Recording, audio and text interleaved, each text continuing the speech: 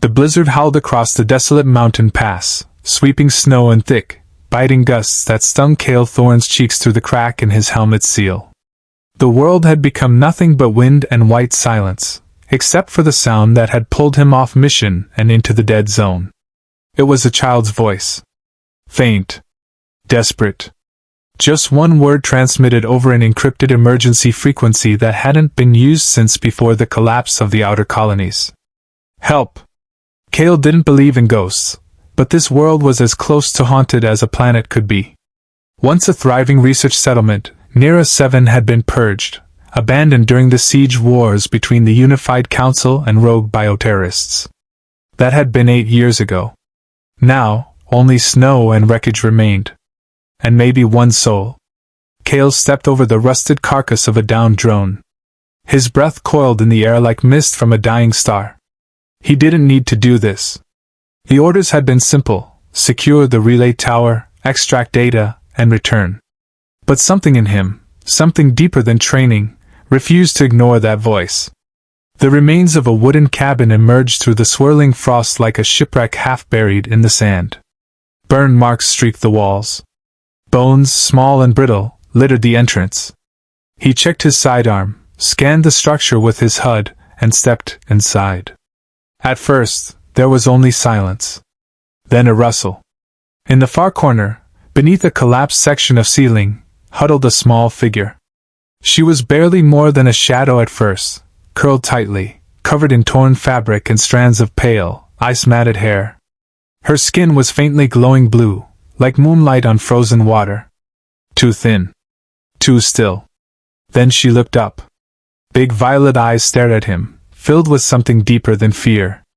Not just pain, abandonment. Cale's breath caught. She couldn't have been more than 6. She didn't move when he stepped closer, though her eyes flinched at his boots crunching snow. She whispered something. He leaned closer. "Are you going to take me too?" she said. Cale froze. The words weren't accusatory. Just tired. Like she already knew the answer and hated herself for hoping otherwise. "No," he said softly, lowering his weapon and removing his helmet. "I'm not here to hurt you." She blinked slowly. "They hurt Mama. She told me to run. So I ran. And then it was cold. And then, no one came." Cale knelt, shifting aside a broken timber. "What's your name?" She looked down at a glowing amulet around her neck. Ilina. That's what she called me." He gently touched the amulet with his glove. Its energy signature matched no human tech. Hybrid. Genetic ID encrypted. Valuable. Dangerous. Hunted. Ilina pulled her legs closer to her chest. "Are you a soldier?" "I was," he replied. "Now I help people." She looked at him again. Then, voice so soft the wind almost stole it, she asked, "Will you be my father?" Cale had seen war-scorched worlds. He'd watched comrades die. He'd buried children and marked graves under alien suns. But nothing had ever undone him like that question. He didn't answer right away. He couldn't. Every regulation, every protocol told him to call this in, report the child, let the med teams take over. But then he saw her fingers, red with frostbite. The bruises on her wrists. The way she didn't ask to be saved. Just to not be alone. "Yes," he said finally. "I will." Her arms reached for him like roots seeking soil. He wrapped her in his coat, pulled her close, and felt her small body shiver against him. It was the first warmth she'd known in days. For the first time in years, Cale felt something come alive inside his war-hardened chest. They didn't sleep that night. The cabin was too open, too exposed. Cale moved them to a supply outpost buried in snow 2 clicks away. Inside, he started a fire with salvaged fuses and broken power cores. Ilina watched him silently, like he might disappear if she blinked too long. As the flames crackled, she leaned against him, slowly thawing. Her skin had an almost opalescent glow now, faint blue becoming lavender in the light. She was beautiful in a way that no human child could be. He scanned her DNA, careful not to alarm her. What he saw on the readout made his blood run colder than the wind outside. She wasn't fully human. And not just that, she wasn't registered in any unified database. No citizenship. No birth record. She was an illegal hybrid, likely grown in an unauthorized lab, possibly even a Helix Black site. Those monsters didn't just experiment. They created things. Sold them. Weaponized them. "Do you remember anything else?" he asked gently. She hesitated. "Then, there were others. Like me. But sick. They stopped moving. The Silver Lady said I was stable." She smiled when the others stopped. Cale's jaw clenched. He knew what stable meant. Survivable. Profitable. That woman would want her asset back. He promised himself she wouldn't get her. 2 days later, they left the mountains. Cale carried Elena on his back, wrapped tight in survival cloth. She barely spoke, conserving energy, but he could feel her small hand gripping his armor every time he stumbled. The terrain was harsh, and they were low on supplies. But he wouldn't stop. Not after what she'd asked him. They reached a communications node buried beneath a collapsed observatory. Cale rerouted power, rigged a weak signal burst, and sent a fake extraction request to buy them time. Then he disabled the node so it couldn't trace them. Someone would come eventually. But by then, he hoped they'd be gone, hidden, off-grid. That night, as snow drifted past the shattered dome above them, Elena whispered, "Do fathers stay forever?" Cale looked down at her as she snuggled into his chest, eyes fluttering closed. "Yes," he said quietly. "I do." And he meant it. Even if he had to burn the galaxy to keep that promise. The next morning arrived quietly. Snowflakes danced in the morning light as if the planet were trying to pretend it wasn't a tomb. Cale woke before Elena did, lying stiff against the cold floor of the shattered observatory.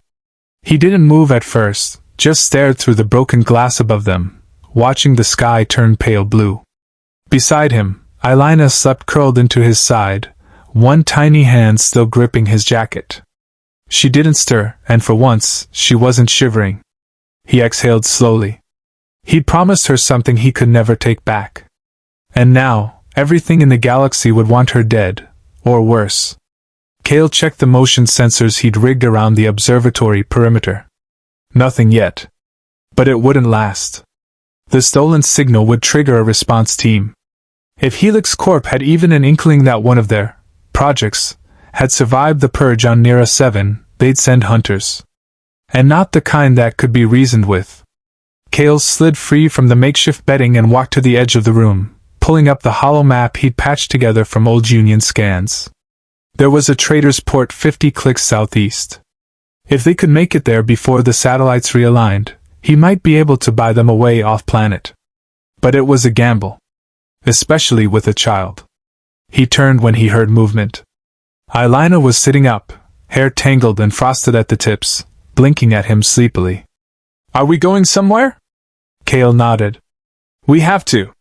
It's not safe here." "Will they come?" "Probably," he answered honestly. She stood slowly, wincing as her bare feet touched the icy ground. Cale stepped forward and scooped her up, wrapping her in the thermal blanket again. "You don't have to walk. I've got you." She looked up at him with wide, serious eyes. "If they come, I can help."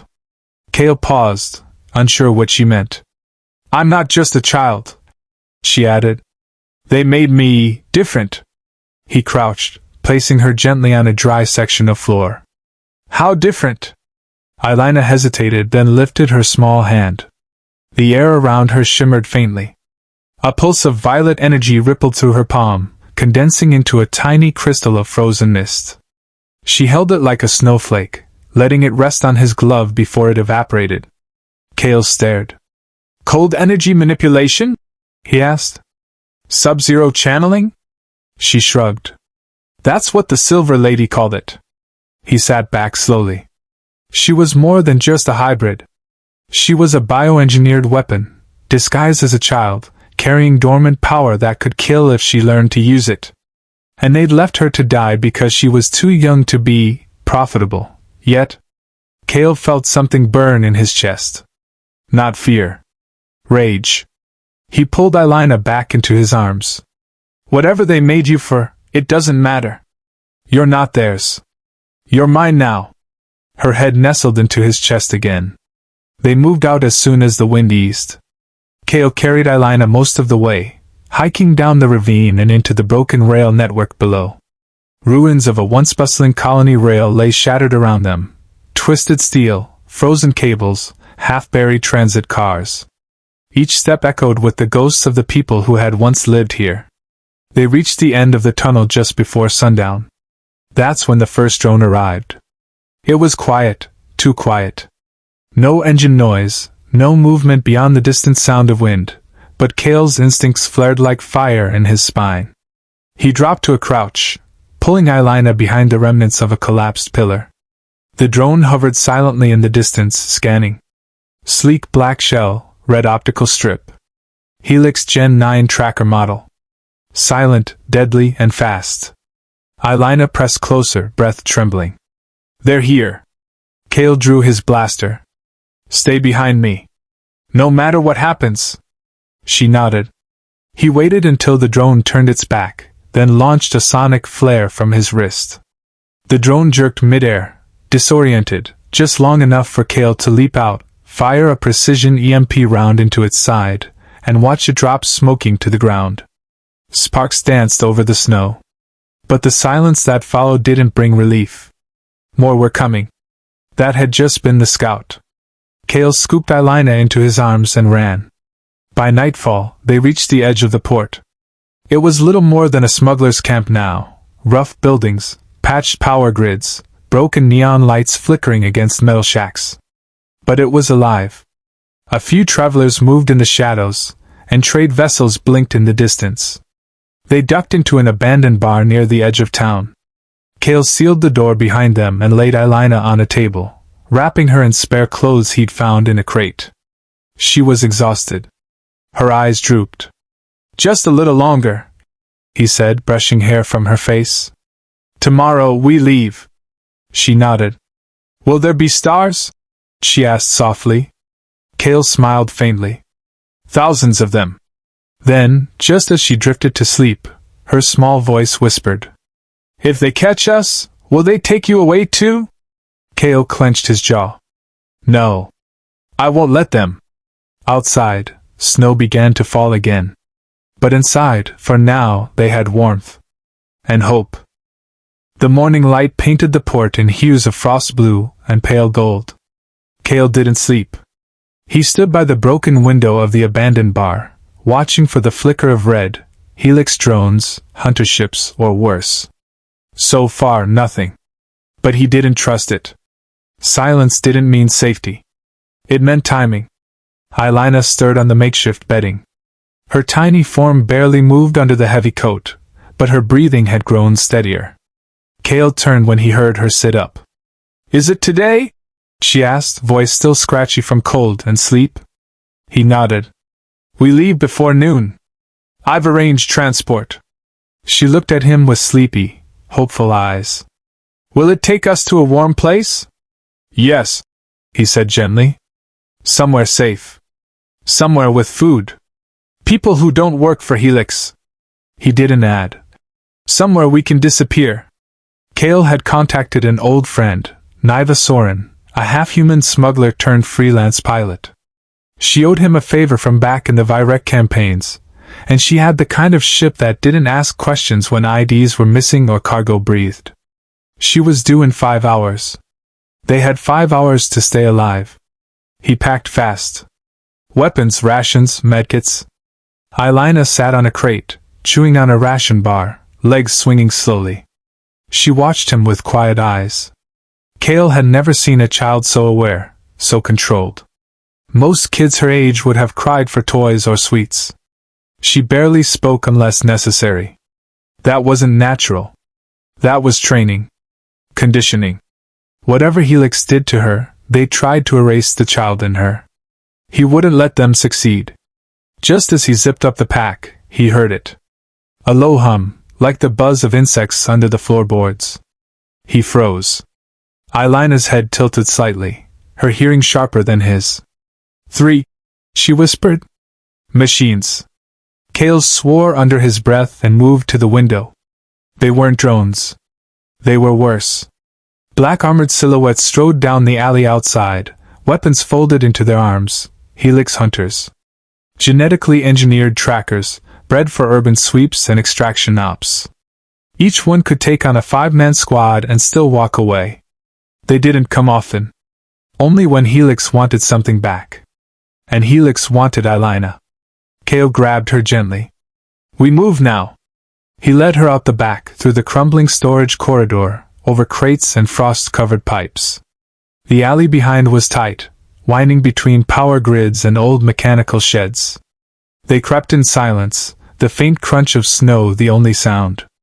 Then Kale heard footsteps, close, sharp, deliberate. The hunters had split up. They were sweeping in formation. He yanked Eilena behind an old ventilation shaft, crouched low, pulse racing. One of the hunters passed inches from them.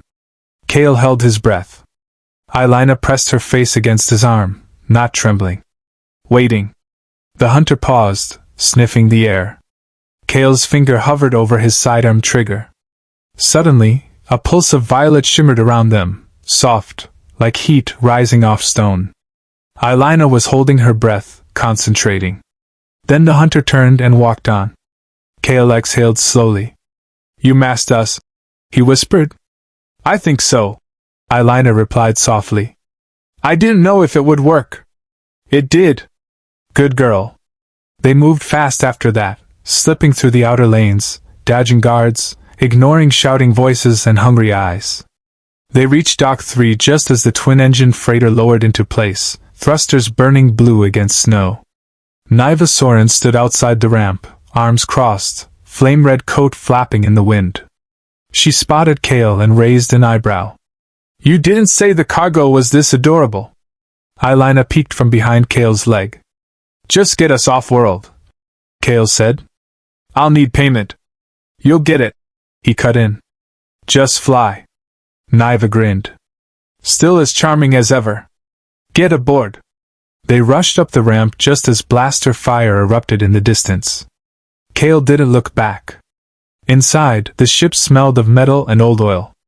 Eilena stared at everything with wide-eyed curiosity, especially the glowing crystals lining the engine coils. Niva slid into the pilot's seat. Strapping in, Father of the Year? Kale strapped Eilena beside him in the co-pilot chair. You have no idea. The ship lifted. Snow swirled around them as they ascended into the clouds. Below, Kale could see the dark shapes of the hunters moving too late to catch them. He let out a breath he'd held for hours. They broke atmosphere. Stars glittered ahead. A new system. A new start. Eilena turned to him. Where do we go now? Kale looked at the stars. Somewhere they'll never find us, he said.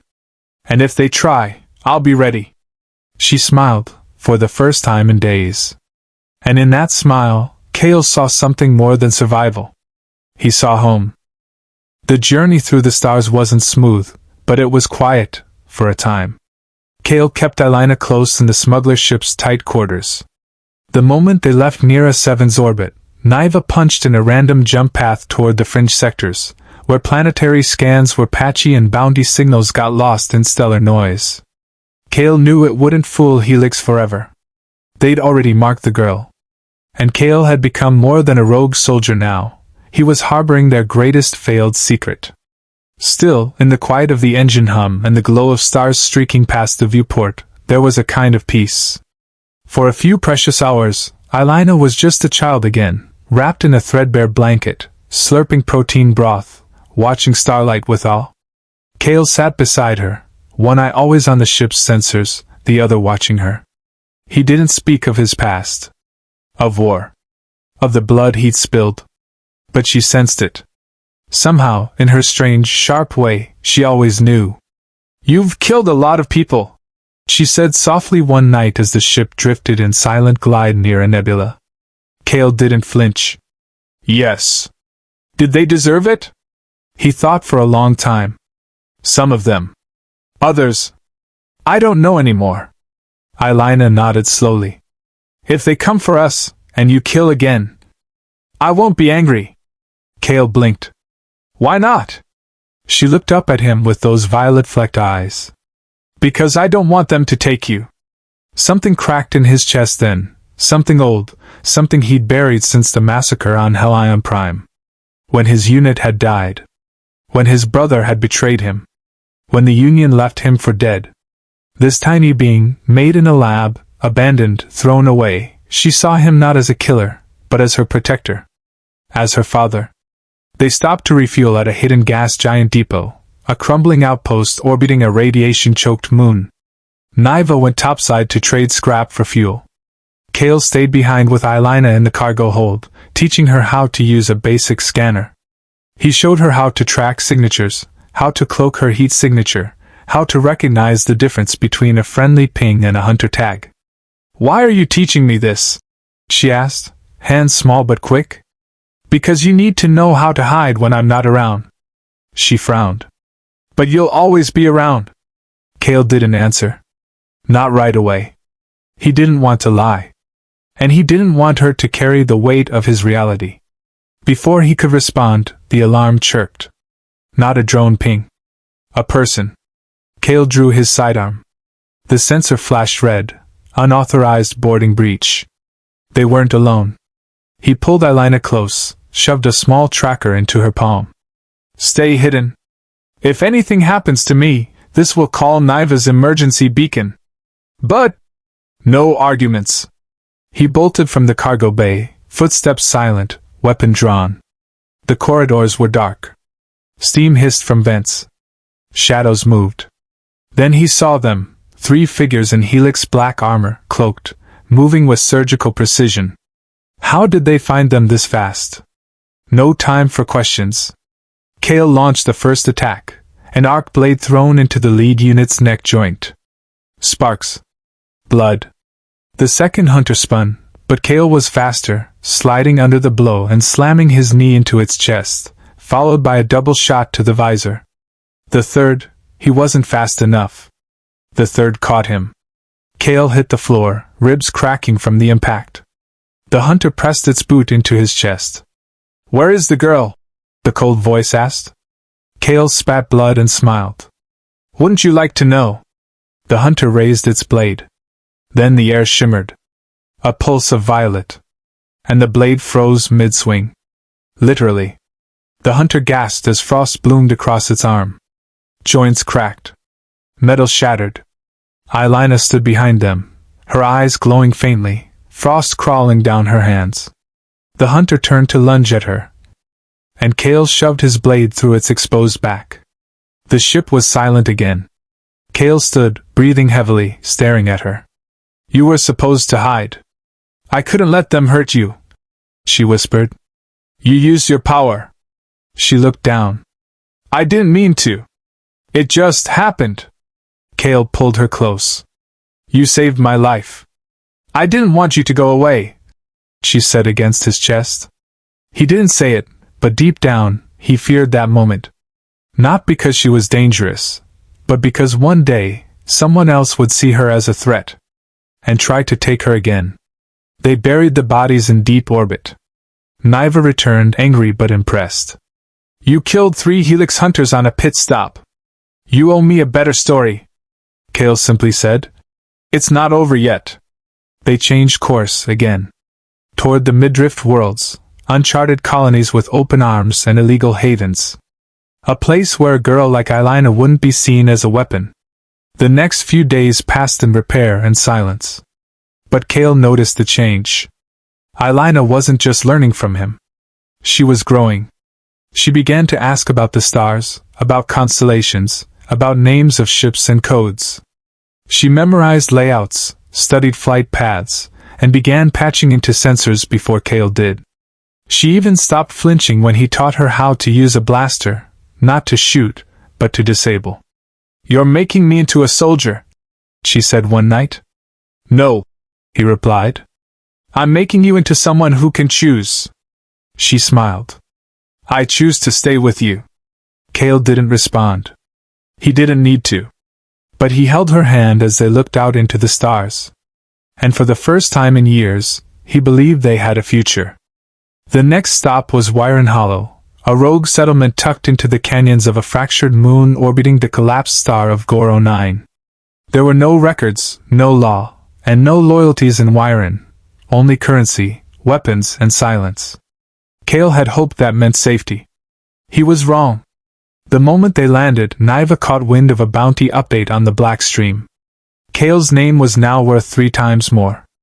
Eilena's, unspoken, unnamed on the tag, was listed only as Asset Delta 4. No details. Just, recover alive. Lethal force permitted on all hostiles. They had no more time to run. Cale knew it, and so did Niva. You can't keep hopping planets, she said, folding her arms as the ship's generator hummed behind her. You need allies. Somewhere to hide where Helix won't step. Cale looked at Eilena, who was sketching something in the dirt with a piece of broken metal. It was a crude image, 2 stick figures under a dome, stars above them. She'd written, "Home?" under it. He turned back to Niva. "Where?" "There's a man I know," she replied. "Goes by Varric. Used to smuggle stolen tech through Helix patrols before he defected. He runs an outpost beneath the Haze Canyons. Underground. Shielded. If anyone can bury you both, it's him." Cale nodded. "Then we go tonight." Wyron Hollow wasn't safe during the day. But it was worse at night. As they made their way through the jagged cityscape, neon signs flickering, drones whirring overhead, creatures cloaked in grime and greed, Cale kept one hand on Eilena's shoulder and the other on his weapon. Niva led them through the maze, eyes scanning constantly. Then the trap sprang. A pulse mine detonated a few meters away, shorting every light in the alley. A ripple of static energy knocked Cale back. Dazed, he watched shadowy figures descend from the rooftops. 6, maybe 7 of them, Helix colors but no insignia. Ghost unit. Silent and lethal. Trained for abductions. Cale rolled, fired blindly. One fell. Then the others swarmed. Niva cursed, drawing a shock blade and slicing through the first that lunged at her. "Go! Get her out of here!" Cale grabbed Eilena, pulling her into a side passage, but another figure blocked their path. This one wasn't armored. This one wore a white coat, clean, clinical. A Helix bioengineer. "Give her to me," the man said, stepping forward. "She doesn't belong with you." Eilena clung to Cale, trembling. "I don't want to go." "You don't have a choice," the man said. "Your DNA is unstable. You're degrading. Only we can help you." Cale narrowed his eyes. "You mean control her? She's property." Cale's fury ignited. He moved faster than the engineer expected, landing a strike that shattered the man's jaw. But before Cale could finish him, a shock dart slammed into his side. He fell, spasming, his limbs unresponsive. Eilena screamed. They grabbed her. She reached for him. "Cale!"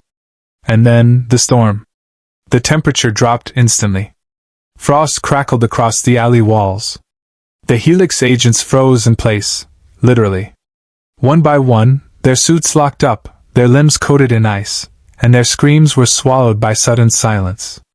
Eilena's eyes glowed with radiant light, and wind whipped through the narrow passageway like the breath of a dying star. Cale, barely conscious, saw her step forward, arms raised, fury written across her young face. "You can't take him," she whispered. The last standing agent tried to fire. She didn't let him. His weapon turned to ice in his hand and shattered. Then everything went white. When Cale woke, Niva was standing over him, blood running down her cheek, face bruised but alive. "You okay, soldier?" He sat up. "Where is she?" "I'm here," Eilena said quietly from nearby. She was sitting, pale, shaking, but unharmed. "You stopped them." "I don't know how," she said. "But I didn't want to lose you." Cale moved to her side, pulled her into his arms. "You didn't." They had no choice now. Helix would stop at nothing. Her power was growing, and she was already past the point of return. No outpost, no hiding place would last forever. But there was one final option. They would have to fight back. Not just run. Strike. Kale stood, shoulders heavy, heart resolved. No more running. Niva raised an eyebrow. You sure about that? Kale looked down at the girl holding his hand. We make a stand.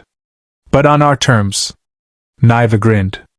Then you'll need more than old weapons and anger. I know. Kale turned to Elena. We need to teach you how to fight. Really fight. Her eyes widened. Like a soldier? No, he said. Like a storm. She smiled. Okay. Dad? That word hit harder than any battle. And for the first time in years, Kale felt like he was becoming something more than what the war made him. He was becoming someone worth protecting. The wind howled over the frozen ridge as Kale adjusted the rifle strap over his shoulder, the cold biting even through his reinforced armor.